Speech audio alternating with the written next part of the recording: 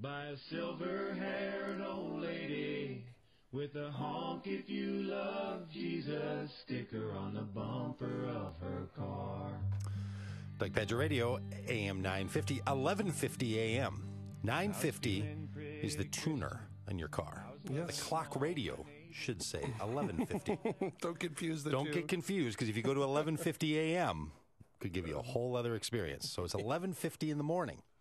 Broadcasting live right now out of the Twin Cities. Those of you who are listening to the podcast, listening live in your life, but on a recording of the show, it is not 1150, unless by chance you've decided to listen to this program in real time on whatever day it is that you listen to it, which I think would be great.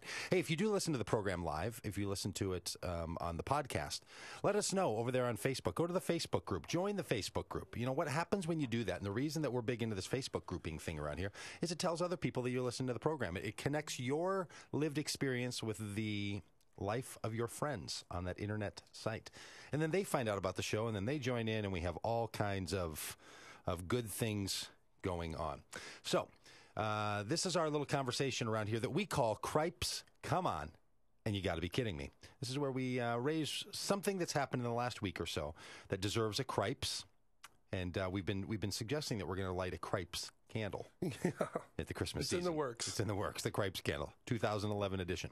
And where we say, you know, sometimes there are things in this world that aren't the way they're supposed to be. There's some things that are broken. There's some things that are irritating. There's some things that make you just want to curse the world and say, Cripes and come on, you're going to be kidding me.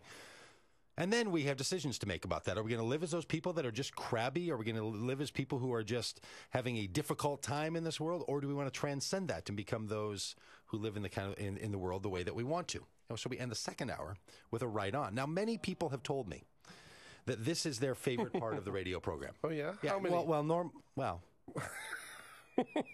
3 or 4. Okay. Yeah. No, quite a few. People have said, yeah, I love that part. I mean, I think that's so fun because we all kind of get that. Usually after they say, we really like that part with the natural health coach.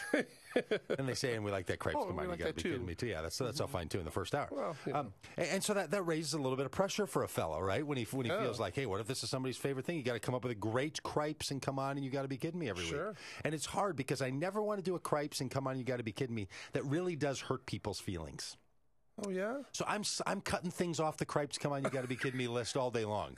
You know, things that are just too personal, things that are just too harmful. You know, like I imagine somebody's like, I don't want to hurt this.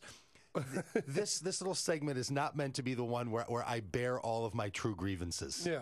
This is where I grab a collection of the kinds of things. Yeah, save those for church board meetings. Yeah. You know, I save those for, you know, my inner thought life. Things that drive me crazy. So I could have many, many more that would all have some example, but it's not meant to be. It's not meant to be harsh. But sometimes I know it comes across that way, or I come across a bit too curmudgeon-y. Really? Yeah. Now we've only had one person who has received multiple Cripes Come On, You've Got to Be Kidding Me awards. And that person receives it again today. Oh, yeah? Who's that? Yeah, the Commander-in-Chief. Oh, okay. President Obama. He gets a Cripes. What do you do now? From this week. Well, this week, here's why he earns the Cripes. This whole thing about not being able to figure out how to handle the tax cuts. Yeah. And then he acts like he doesn't have a plan, and then he gets together privately with the Republicans, and then they pass the plan, and then they let the Democrats know what the plan is, and then they feel like they're all upset about it, and then they want to put a stop to it. Yeah. Cripes. I mean, it's unbelievable to me. I don't know what kind of advice this guy's getting. I'm not saying he shouldn't have struck the deal or not, but he should have done it in a way that he comes across looking good. Because here's the deal, Mr. President. In this country, we have a category for the nation of one person whose job is different than everyone else. The president. Yeah. It's an unusual job. It's particular. And we put a lot on that job. Not on you as a person, but on the role that's being performed. Yep. Need you to do it a little better, if you don't mind. Need you to not act like every time you make a big decision that it gives 90% of the people a chance to complain about it. Yeah.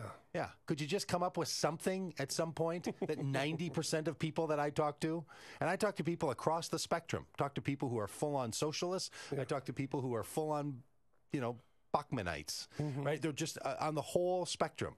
Everybody seems to be mad at this guy. Could he rise above at one point? And this would have been it. This would have been the time. So that performance this week, unbelievable. Yeah. Cripes. Because our nation doesn't do well when 70, 80, 90% of the people think the president's just screwing it up. Yeah, that's not a good sign. It's not. It's just not a good. It doesn't create a good sense in the collective life of the people of a country. Yeah. You don't want your president looking like a putz. It's not hopeful. Yeah. It's not the kind of change that we were banking on. And again, I understand it's all about compromise. I understand from the earlier segment that it's all about not competing the ideal against the good. There you go. I totally get it. Yeah. But it's how you position it. It's not even what your positions are. It's how you tell people what your positions are. Yeah. And the fact that he announced this deal while there was a Christmas party going on, where when the Democrats who were at the Christmas party at the White House found out about it, they're like, "What?" I mean, all of a sudden they're like the radio show host saying the dome collapsed. I had no idea. Oh, cripes. Unbelievable.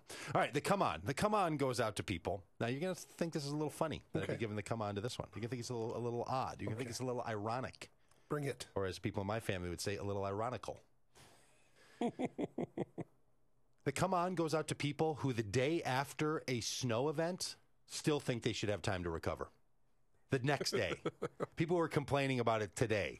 People who, like yesterday, are saying, well, we should probably cancel that football game tomorrow. We should probably cancel that church meeting tomorrow. We should probably not have that get-together tomorrow because today there was a blizzard. Yeah. Oh, come on. Yeah. I mean, the one thing you can't do is extend the effect of a negative happening. Come on. It's unbelievable. Especially, I mean, we live here. This is what it's like to live here. Yes, I don't know anyone who complains about the hellish experience of snow more than me. Right. And I'm saying to people, toughen up a little bit. Yeah. You got to get out. It's the next day. Yeah. Like it was really hard yesterday with that big snow. We probably shouldn't do something tomorrow. Ah, unbelievable. Hey, we know how to remove snow, so get outside. Okay, and then you got to be kidding me? You got to be kidding me goes to the weather in the state of Minnesota. 17 inches of snow and minus 5 degrees Fahrenheit, which is minus 7 degrees Celsius. Woo! You have got to be kidding me. Sometimes there's a little mute button pause in the you got to be kidding me. Yeah. Because this one is unbelievable. Hammered. I mean, it is just painful. It is too much. But that was for yesterday. Yeah. You don't get to extend it to today. No. You don't get to carry on your little how bad it was yesterday. And doubling down on the you got to be kidding me? On the day when I had an estate sale plan, seriously? I just needed one Saturday. Yeah. One Saturday. All right, so come on. Our cripes, President Obama, could you just make a big decision that doesn't make 80% of the people in this country mad at you? And come on, people. Could you toughen up the next day? Yeah. Nobody should be complaining today that we can't have a get-together. Yeah. And you got to be kidding me, weather gods. This is just, it's not always like this, people. It's not always like this. And when it is, we should look at it and say, oh, that is just going terribly wrong. And now my co-host, my sidekick here suggests that snow in Minnesota is the sand, that these are our beaches. Yeah. The winter is the beach of Minnesota. Yes, the snow is the beach of Minnesota. Enjoy it. Oh, you got to be kidding me. Hey, we're going to be back with Sharon Baker with a book called Raising Hell. Rethinking everything you've been taught about God's wrath and judgment. It's a good book. It's worthy conversation. New conversation about God and all. On AM 950, the voice of Minnesota and Doug Pagitt Radio. Saturday.